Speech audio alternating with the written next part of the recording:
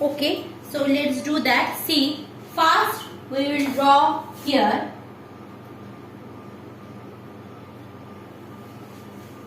a glass slab. Let's name the glass slab as A, B, C, D. Done. Now I need the help of a ruler. Now, in book it is given A, B, C, D. That's why I am giving like that. A, B, C, D. Done. Now, first draw a normal here. Here. Done. Now what is happening? First, here I will draw. I am showing you the easiest method to draw it. Clear? You will draw a normal here. Then draw here a ray. This ray is my incident ray on the surface. Now this medium is air. This medium is air, and in between this we are having a glass. So obviously this is the denser medium, glass is the denser medium, and this one is the air is the rarer medium. Okay, no confusion. So obviously if the angle of incidence is this one, here I will have my angle of refraction like this. So this bends toward the normal. So this is my angle of refraction. Now see, AB is the interference plane. Also DC also another interference plane. What is the difference between AB and DC? The main difference between AB and DC is that when I am considering AB, this is the rarer, this is the denser. When I am considering DC, this one is the denser medium, this one is the rarer medium. So again draw a normal over here.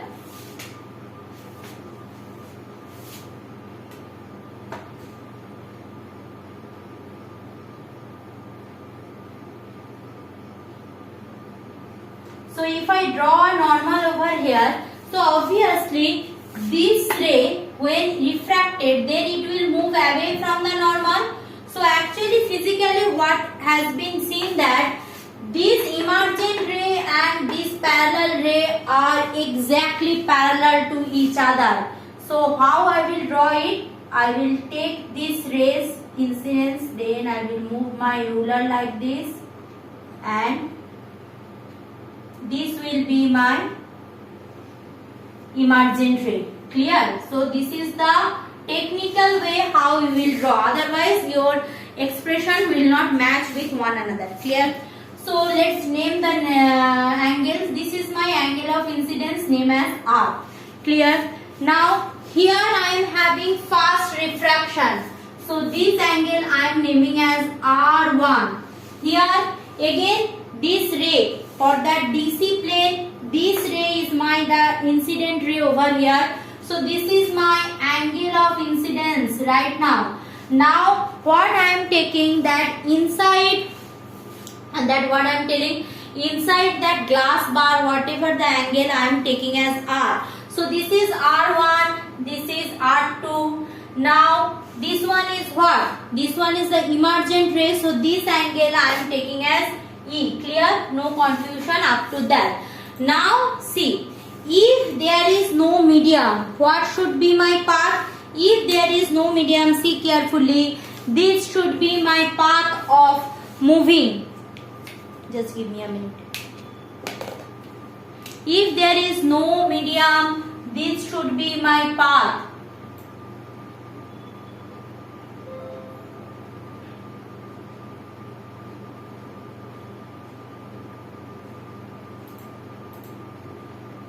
Clear? This should be my path.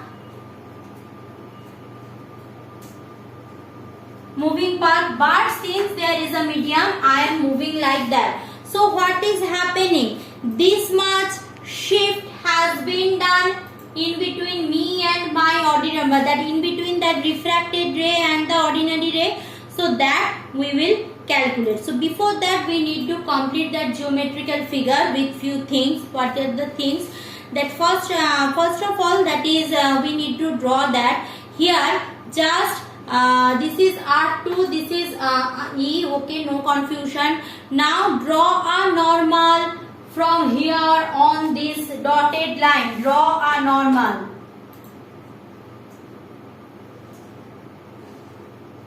Okay, normal drawn. Now give the name. That is, my ray is P Q, probably Q R if I am not wrong. Yes, this one Q R, and that emergent ray is R S, and normal drawn here name as M. Done. Now do two things, that elongate this normal a little bit, the fast normal, elongate this fast normal up to this surface. Clear? Now we can solve our all the numerical things, or I can take this shift in between these two rays. Clear? So let's do that. First of all, if I am calculating that refractive index of glass with respect to air, refractive index of glass with respect to air, what will be that? We are having N G A, refractive index of glass with respect to air. So what we know when we are calculating refractive index of glass with respect to air, so that will be sin I by sin R, that is sin I by sin R1 here. I think no confusion. Sin I by sin R1. Done. Now if I am going for that refractive index of glass with respect to here, in this case, from when the ray RS emerges from this plane DC, so that time NGA will be what? Here what is my angle of incidence? Angle of incidence is R2.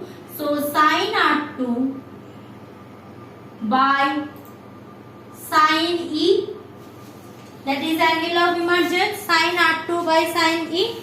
Now the thing is that if I am going for this one, so if I reverse this, what I can say that if I reverse this, I can write it like that, sin NAG.